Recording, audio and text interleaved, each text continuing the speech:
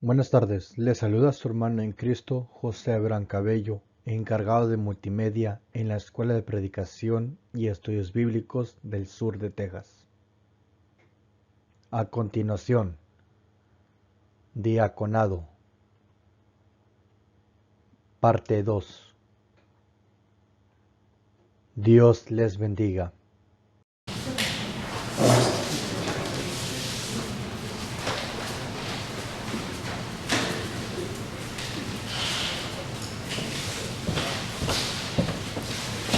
Vamos a continuar, hermanos. Estamos ya concluyendo esta parte donde dice de buen testimonio y la importancia que este tiene en nuestra vida diaria. Quiero hacer un breve paréntesis.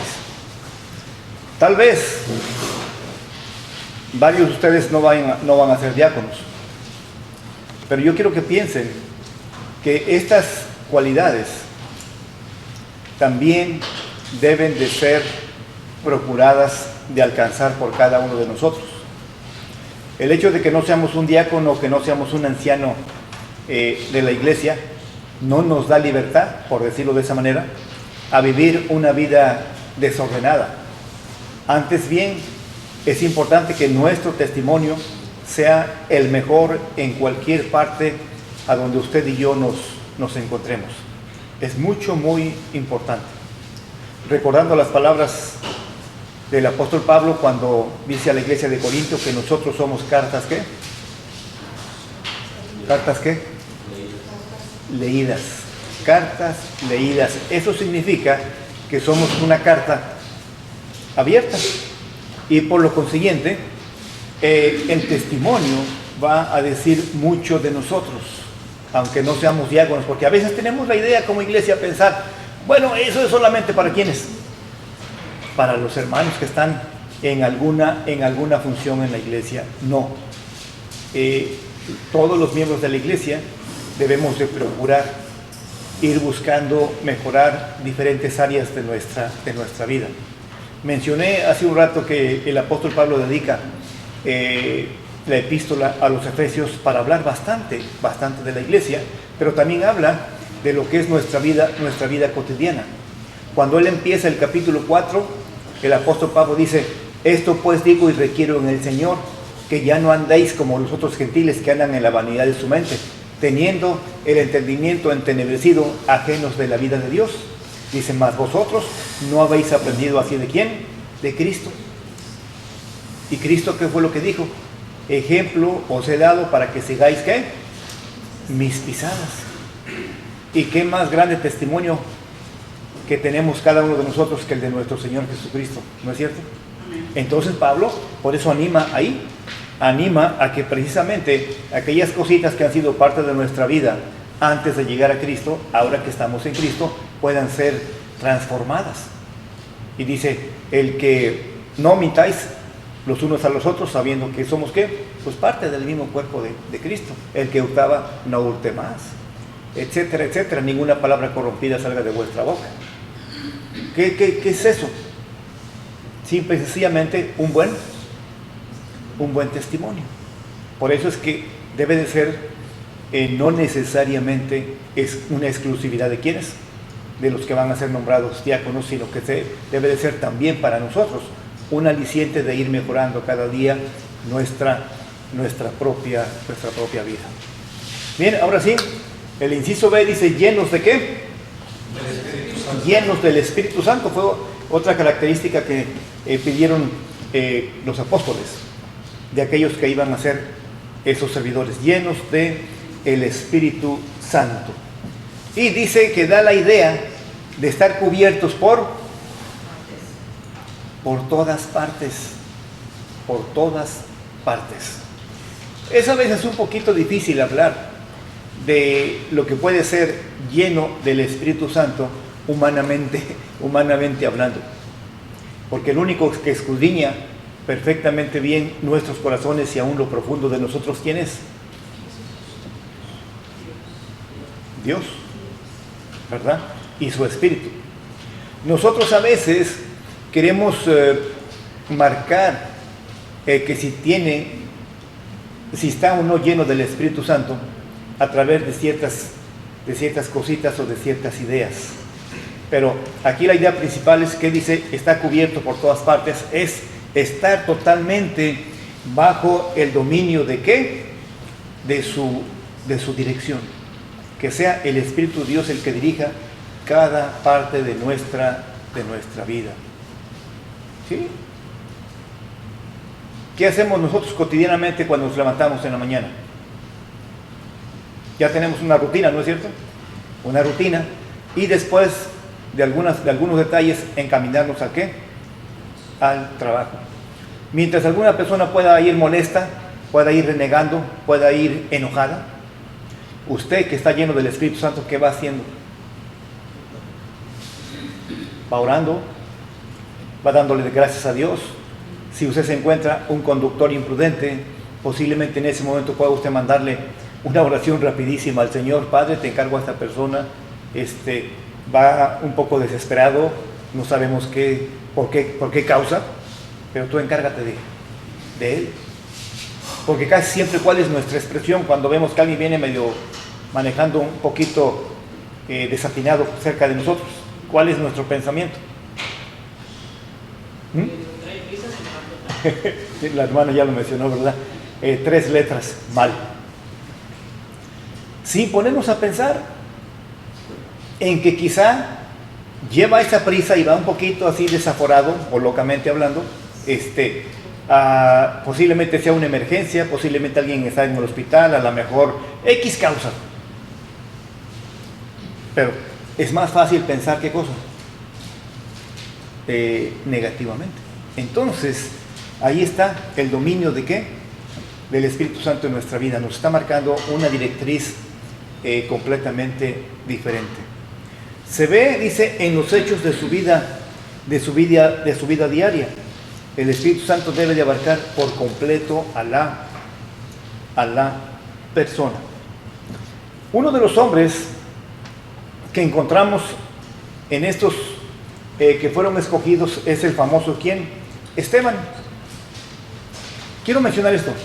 Es interesante que cuando vemos los nombres de aquellos que fueron escogidos, todos son nombres griegos, porque iban a atender la necesidad de ¿quiénes? De aquellas personas que habían causado la murmuración. Todos es increíble, son nombres griegos, atendiendo las necesidades de ¿quiénes? De las personas griegas. Bueno, encontramos a Esteban. De los 7 varones, más tarde encontramos solamente a 2 en actividades específicas, que es Esteban y es Felipe. Pues Esteban, es interesante lo que nos dicen en versículos más adelante, capítulo 6 del libro de los Hechos.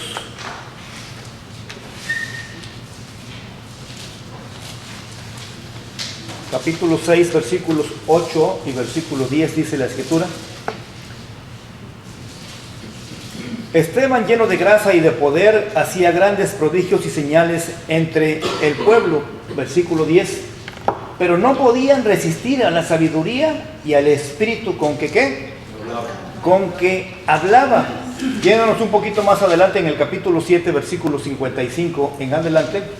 Pero Esteban, lleno del Espíritu Santo, puestos los ojos en el cielo, vio la gloria de Dios y a Jesús que estaba a la diestra de Dios, y dijo: He aquí, veo los cielos abiertos y al Hijo del Hombre que está a la diestra de Dios. Entonces ellos, dando grandes voces, se taparon los oídos y arremetieron a una contra él, y echándole fuera de la ciudad, le apedrearon, y los testigos pusieron sus ropas a los pies de un joven que se llamaba Saulo, y apedreaban a Esteban, mientras él invocaba y decía: Señor Jesús, recibe mi espíritu. Bueno, ahí lo encontramos. Fíjense, los apóstoles habían dicho que tuvieran unas características especiales. ¿Las cumplió Esteban? Sí. Vemos ese espíritu trabajando en la vida de ¿quién? De Esteban. Que incluso el contexto de toda esta parte final por el cual Esteban es apedreado, es porque él se pone a hacer una apología ante su pueblo y les empieza a hacer un recuento de la historia de Israel y llega a la parte conclusiva cuando les dice que ellos habían ¿qué? Entregado y matado al Señor. Tenía un espíritu tremendo en que abarca ¿a quién? A la persona. Y quiero decirle que no es tan, ¿qué podemos decir? Tan sencillo como se piensa. Y tampoco es tan fácil observarlo. Pero esa es una característica, llenos del Espíritu Santo. También, ¿llenos de qué? Sabiduría. Sabiduría, dice que estos hombres también deberían de tener sabiduría. La sabiduría es necesaria para tomar buenas decisiones. Y por sabiduría tenemos también, es una persona juiciosa y de conocimiento profundo. Implica una actitud prudente y serena en la vida o en los negocios. Una persona que tiene esa capacidad. Y esto es posible, dice, generada ¿por qué? Por una mente adiestrada. Una mente que ha tenido cierta capacidad. Saber manejar el sentido común. A veces eso nos falla, hermanos. Nos falla a veces el sentido común. Especialmente, hablando de los diáconos, porque más adelante vamos a ver parte de su trabajo, especialmente en la benevolencia. ¿Sí? Sabiduría en la ¿qué? En la benevolencia. Parte del trabajo de los diáconos está relacionado con asuntos de benevolencia, y de hecho fue eso primero que sucedió con los 7, ¿verdad? Repartir a las necesidades que se presentaron. La iglesia no es un banco, ¿o sí? No. Si bien es cierto, y gracias a Dios, ¿verdad, hermano?, que existe el programa ahorita, el otro que están promoviendo los hermanos para ayudar a algunos hermanos a superar situaciones de vida y económicas, qué bueno que haya. Pero la iglesia no es un banco. La iglesia tiene un programa de benevolencia y debe de actuar, y sabe con qué, con sabiduría. Hay personas que lamentablemente van de congregación en congregación solicitando ¿qué? Solicitando ayuda. Aquí en Iowa no lo tenemos. Allá en la otra congregación donde trabajé antes teníamos una pequeña aplicación en la cual esa aplicación nos ayudaba a la persona encargada de benevolencia y los hermanos, ayudaba a definir hasta qué punto era una realidad esa necesidad. Y créanmelo, yo uso una frase, y aquí está Juan y su esposa que no me dejan mentir, uso una frase que aquí el valle se cocina aparte. De veras, el valle es el especial. Nada más les voy a contar una pequeña anécdota. ¿Se acuerdan ustedes de Bren y la Ney? La nieta del hermano Carl Robertson y su esposo. Ellos trabajaron con nosotros un tiempo ayudándonos con los jóvenes aquí en Iowa. Y había una señora americana ya grande, la cual ya les había tomado la medida a los hermanos, y a cualquier hora que ella quería que la llevaran para aquí, para allá, más para allá, los pobres a veces no sabían ni qué hacer. Y yo le decía a Bren, no, espérate, tranquilo, ponle un poquito de qué, de manejar la situación, y dile, tal día, a tal hora yo puedo pasar, pero no puede usted manejar mi horario. Bueno, pero además de eso, ella solicitaba comida en una congregación, no de la Iglesia de Cristo, en otra congregación. Y entonces un día el hermano Bren no la pudo llevar y me pidió de favor. Me habla por teléfono, me dice, hermano, ¿por qué no me hace un favor? A ver, ¿de qué se trata? Es que no puedo llevar, tengo este asunto y no puedo llevar a esta señora, y hoy le toca ir a recoger su canasta, ¿verdad? Y dije, está bien, no te preocupes, yo la llevo. Y la llevé a ese lugar. Todavía no abrían, apenas estaban acomodándose la gente, pero ya estaba la hilera. Y pues yo me formé ahí con la señora, ¿verdad? Dije, pues me formé a que empezaran a correr la hilera. Pero que me voy dando cuenta, la mayoría de nuestra gente que estaba, la mayoría eran mexicanos, solamente ella era americana, los demás eran mexicanos todos. Entonces, platicando, todos se conocían. Sí, se conocían. Y entre ellos mismos diciéndose, preguntándose, y ya fuiste allá, y fíjate que abrieron acá, y en aquella parte están dando tal cosa. ¿Viviendo de qué? De las despensas que se repartían en casa. O sea, que ellos iban a todos los lugares. Dije, caray, miren hermano, yo me sentí apenado. Digo, pues es mi gente, ¿verdad? Y me sentí apenado. Por eso es que los diáconos en su área de benevolencia tienen que tener ¿qué? Sabiduría, especialmente en esta área a donde tienen que manejar ciertas situaciones.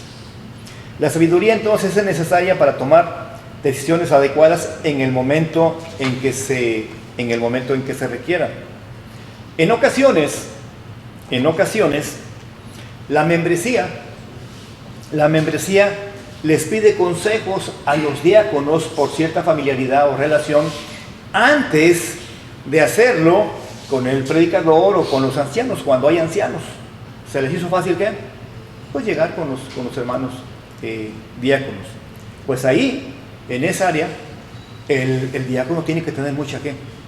Prudencia, mucha sabiduría, cautela, cómo va a manejar la situación que se le está presentando en ese momento. Y debe de ser honesto, aunque eso está en la otra parte que vamos a analizar. ¿Qué significa eso? Bueno, que a lo mejor él no tiene la respuesta y debe de tener la capacidad de reconocer de que yo no soy la persona adecuada, yo no tengo una respuesta adecuada, pero ya sea el predicador, ya sean los ancianos, ya sea alguien que se dedique al área de consejería en la iglesia, tiene la capacidad de manejar. No querer dar respuestas así nada más, porque nos metemos en problemas, quiero decirle. Aquellos que hemos trabajado un poquito en consejería sabemos que a veces nos metemos ¿en qué? En problemas. Por eso es importante que haya esa sabiduría para manejar situaciones como estas que se le pueden presentar al diácono. En una ocasión un hermano que llegó a ser anciano de la iglesia en otra ciudad, me dice, Fernando, fíjate que quiero platicar contigo. Sí, como no, ya nos pusimos de acuerdo, fuimos a platicar. Dice, es que fíjate que fulano de tal está molestando a sutana, a una dama. A ver, explícame un poquito más. Sí, ¿qué está haciendo esto? Dije, bueno, vamos a hablar primeramente con el muchacho.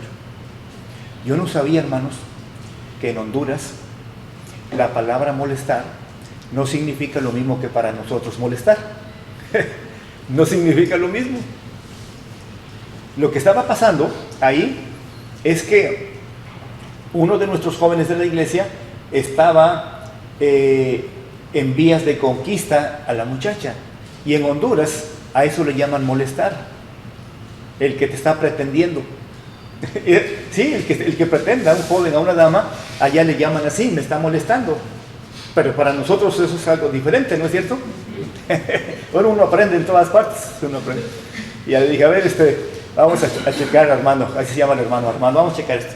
No, ya cuando me di cuenta cuál era la situación, dije, no hombre, pues eso no es mayor problema. Y luego hablé con la muchacha. Dije, oye Ruth, así se llama ella, oye Ruth, ¿por qué no me avisaste a mí? Porque ella era miembro de la congregación donde yo trabajaba, y sin embargo fue con un hermano de otra congregación. Dijo, ¿por qué no me dijiste cómo estaba esta situación? ¿Saben lo que me dijo? Dice, ay hermano, es que usted le tiene tanto aprecio a David que me iba a decir que sí le hiciera caso. Usted no me iba a decir que no, que sí le hiciera caso. Bueno, quiero decirles que son casados ellos hasta el día de hoy. Tienen 2 muchachos ya profesionistas, los muchachos. Pero se da cuenta cómo uno se puede ¿qué? Confundir. Es cuando le piden un consejo. ¿Qué vas a responder? Entonces, si como diácono te piden un consejo y tú no te sientes capaz de hacerlo, tienes que ser honesto. ¿Saben qué? No soy yo el indicado, pero está fulano, sutano o perengano que les puede dar la asesoría, ¿verdad? El consejo adecuado.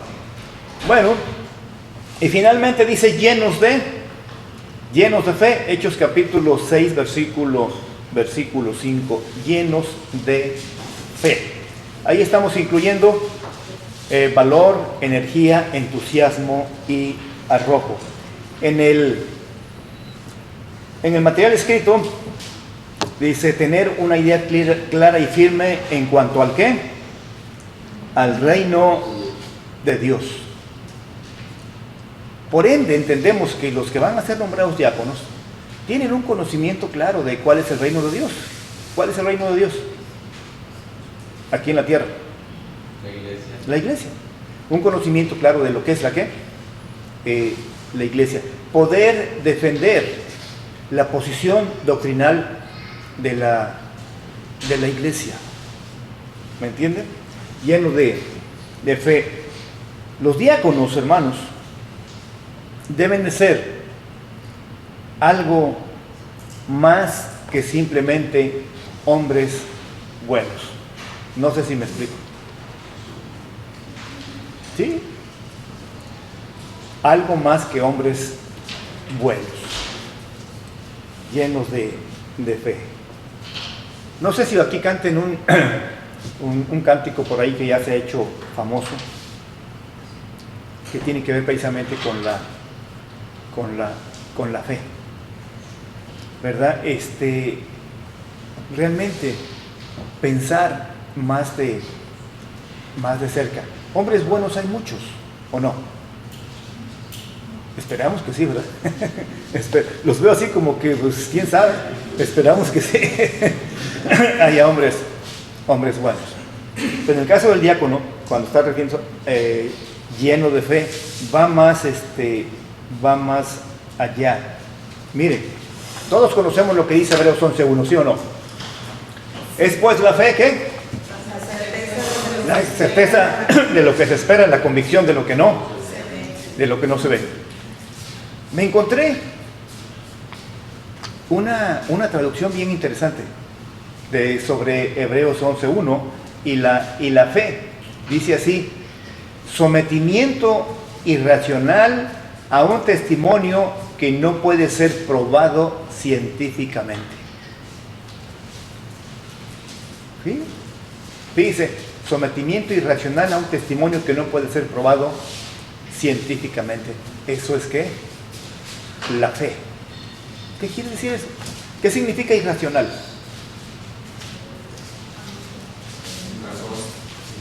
Algo que está fuera de la lógica. Yo le digo a mis hermanos allá en Iowa, el cristianismo es ilógico. Sí, en el cristianismo no hay lógica. Tú te sometes por fe al Señor. ¿Y quién ha visto al Señor? ¿Quién? Nadie de nosotros, ¿verdad? Entonces, sin embargo, lo aceptamos. ¿Por qué? Por fe. Por fe, por eso es que es irracional. Algo que no puede ser probado científicamente.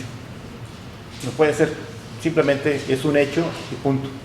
La Biblia nunca trata de defender a Dios. La Biblia da por sentado la existencia de Dios. Si alguien le pide a usted una prueba de la existencia de Dios, es tan fácil como ir a Romanos capítulo 1. Nuestro universo increíble que tenemos no es una maravilla de la creación de Dios, dice Pablo, de modo que no tienen. Dice, su eterno poder y deidad se hacen manifiestos ¿desde qué? Desde el mundo creado, de modo que no tienen excusa. Si no lo creen, es su problema. Pero el cristiano, lleno de fe, no necesita una prueba científica de la existencia de Dios, ¿o sí? No, lo da por sentado y lo aceptamos. Por eso dice que es un sometimiento irracional. Debe caracterizarse por su valor. Hay una canción que se llama Hombres de Valor, y dice, hombres de valor son los que está buscando ¿quién? Los que está buscando el Señor. ¿Sí la han escuchado? Hombres de valor, ¿no? ¿Ustedes no escuchan Radio Esperanza? De repente ahí salen, ¿verdad? Bueno, esa canción habla de eso precisamente, hombres de valor. Es una frase o una palabra que encierra también mucho más de lo que nosotros podemos comprender en cuanto al valor. La sociedad en la que vivimos tiene un concepto del valor y está relacionado ¿a qué?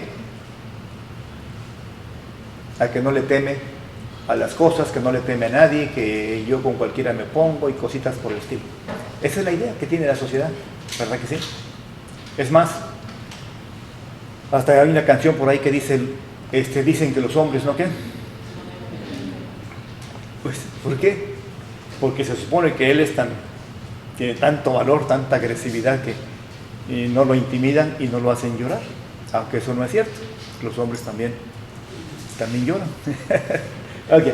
Entonces, hombres llenos de qué? De valor. Está hablando en la capacidad que tiene de enfrentar las diferentes situaciones que la vida le presenta y que la iglesia también le va ¿a qué?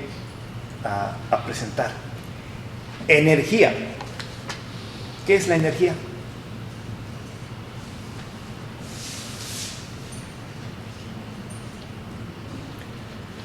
La gente está sorprendida ahorita. Cuando estaba haciendo campaña política el señor Andrés Manuel López Obrador, algunos lo catalogaban de que ya estaba muy ¿qué? Muy viejito. Muy viejito. Sí, así dijeron que ya estaba muy viejito. Y sin embargo, él llegó a un estadio de béisbol, porque le encanta el béisbol al tabasqueño, y se puso ¿a qué?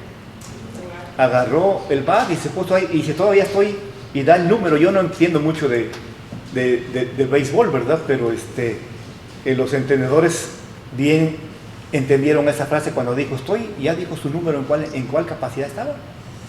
Andrés Manuel con 65 años encima. Ahorita está trabajando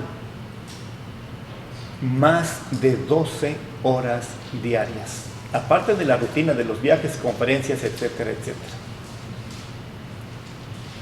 ¿Vio usted que alguno de los últimos presidentes tuviera una conferencia a las 6 o 7 de la mañana y después se fuera a otro lugar y estuviera para acá todos los días al mismo ritmo? No me acuerdo de haber visto alguno.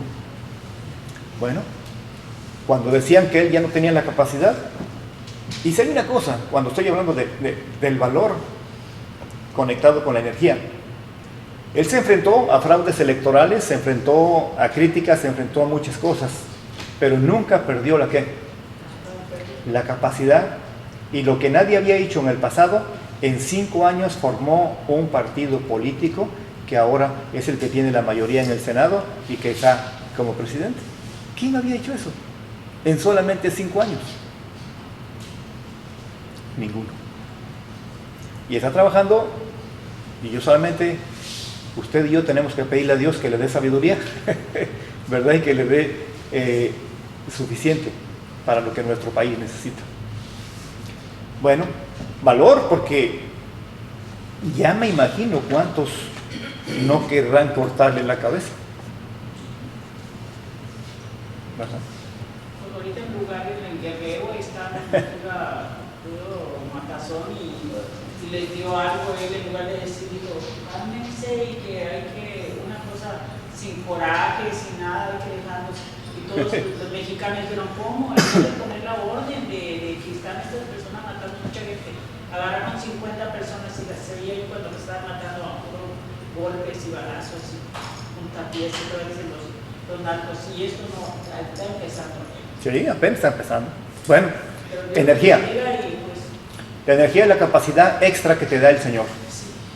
Cuando a veces nos sentimos ya muy cansados, de repente Dios pone una ¿qué? Pues una doble porción de su espíritu para que tengas ¿qué? La fuerza a lo que tienes que hacer. Y eso definitivamente. Entusiasmo. ¿Sabe usted lo que significa la palabra entusiasmo?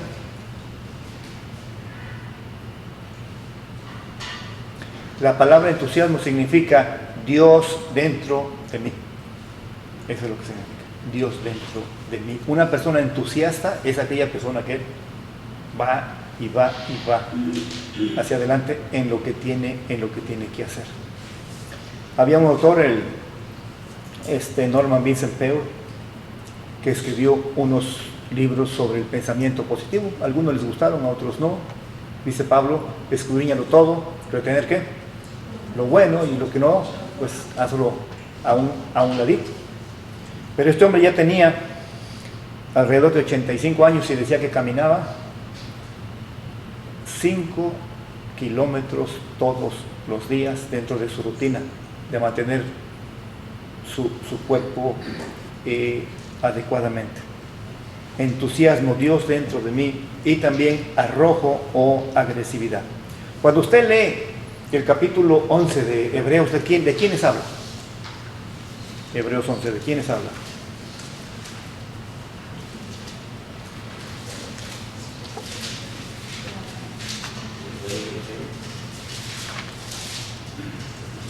¿Sí? ¿De los qué? De los héroes de la fe. De los héroes de la fe. Me encanta la porción, no tanto la de Abraham, sino la porción que hace respecto a Moisés. Me encanta. Por la fe, Moisés, cuando nació, fue escondido por sus padres por 3 meses porque le vieron un niño hermoso y no temieron el decreto del rey. Por la fe, Moisés, hecho ya grande, rehusó llamarse hijo de la hija de Faraón, escogiendo antes ser maltratado con el pueblo de Dios que gozar de los deleites temporales del pecado, teniendo por mayores riquezas el vituperio de Cristo que los tesoros de los egipcios, porque tenía puesta la mirada ¿en qué? En el galardón. Por la fe dejó a Egipto, no temiendo la ira del rey, porque se sostuvo como viendo al invisible. Por la fe celebró la Pascua y la aspersión de la sangre, para que el que destruía a los primogénitos no los tocase a ellos. Por la fe pasaron el mar rojo como por tierra seca, e intentando los egipcios hacer lo mismo, fueron ahogados. Por la fe cayeron los muros de Jericó después de rodear los 7 días. Bueno, a mí me encanta esa porción. Cuando habla de quién? De Moisés. Tal vez nosotros lo leemos tan rápido que no pensamos de manera detenida en cada una de las cosas que están aquí. Dice que, hecho ya grande, rehusó llamarse hijo de la hija de Faraón. ¿Qué significa eso para nosotros?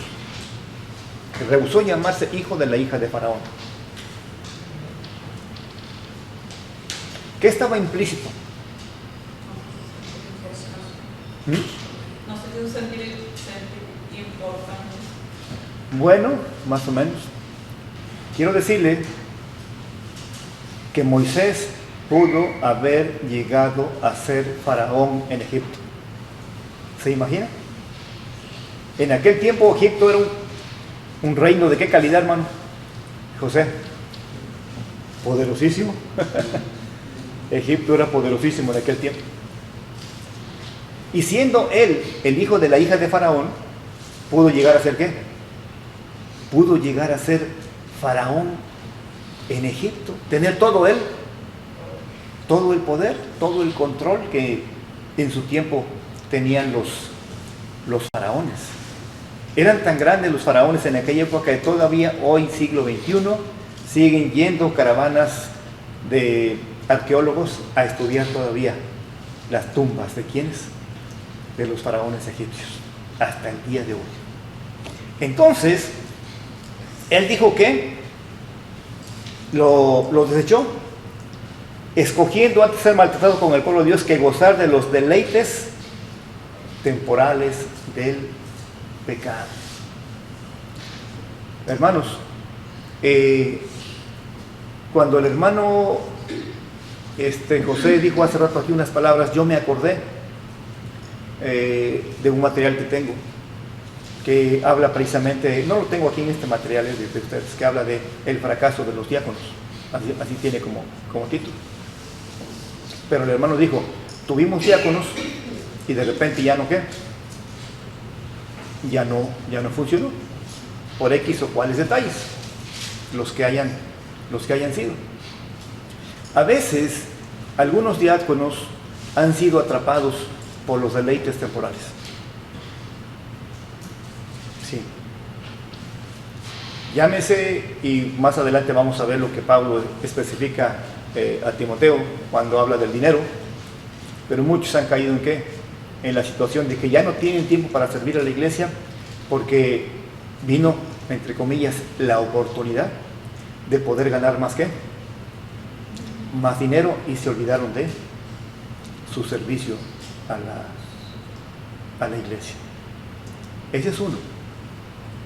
Otro, que pudieron haber caído en una falta de índole moral, porque ha pasado, mis hermanos, y no solamente entre los diáconos, ha pasado entre los predicadores, ha pasado entre los ancianos, que de repente se cae en una ¿qué? En una falta moral, y por consecuencia se enredan en una situación bastante conflictiva. Hay muchas cosas que pueden tener referencia a la cuestión esta aquí de lo que menciona acá. Deleites temporales del pecado, teniendo por mayores riquezas el vituperio de Cristo que los tesoros ¿de dónde? Los tesoros de los egipcios, porque tenía puesta la mirada en el galardón, etcétera, etcétera. Me encanta cuando hablo de los héroes de la fe, me encanta esta situación relacionada con Moisés, uno de los hombres más prominentes de la historia del antiguo Israel. Bueno, entonces se pedía que fueran llenos de fe. Ahí tenemos un cuadrito, dice, recuerda que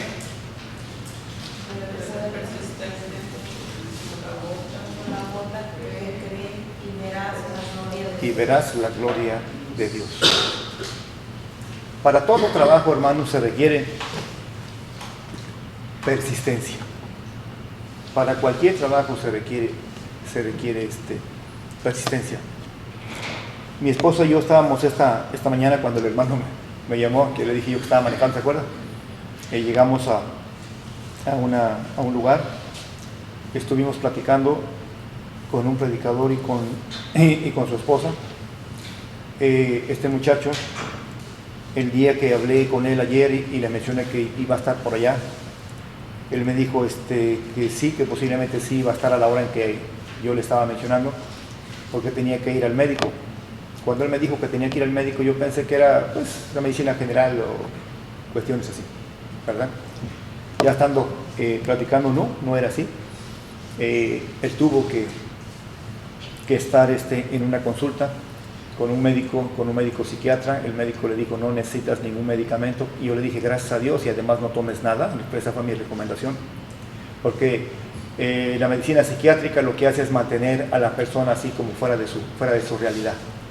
Lo quieren calmar, lo quieren tranquilizar, pero lo quieren sacar de su realidad. ¿Por qué estoy mencionando esto? Relacionado con la persistencia. A veces requiere mucho valor y persistencia. ¿Para qué? Para continuar las labores. Los trabajos ministeriales llegan a cansarte, llegan a ser una carga, llegan a ser muy fuerte. Hay mucha presión, aunque la membresía equivocadamente piense a veces que los ministros o los predicadores o los ancianos se la pasan muy tranquilamente. No es cierto. Hay muchísima presión. Y algunos llegan a sentir tan fuerte la presión que de repente dicen, me siento así, ¿qué es lo que voy a hacer? ¿Verdad? Su médico de cabecera fue el que le recomendó, pues vaya con este médico. Y yo, como se dice, platicando bien con él, que nos conocemos por años, yo le dije, mira, mi esposa, aquí está mi esposa, va a la clínica del Valle, la atiende la doctora, y ya es una tendencia de los médicos que de repente te quieren pasar con el psicólogo o con el psiquiatra. Es más, a veces tú te sientes bien y ellos ponen ideas. Sí, a mi esposa le han dicho, ¿y usted no siente de repente deseos suicidas? Ay, espérame, ¿qué pasó? Porque la medicina es un negocio, ¿verdad? Y como tal, necesitan comer. Y que no, hombre, tómalo con tranquilidad. Pero es cierto, hermanos, se necesita a veces que una porción, una doble porción del Espíritu de Dios para continuar bajo esas cargas y lo pesado que es. Por eso se requería de que estos servidores del Señor estuvieran ¿cómo? Llenos de fe para poder aguantar todos estos embates.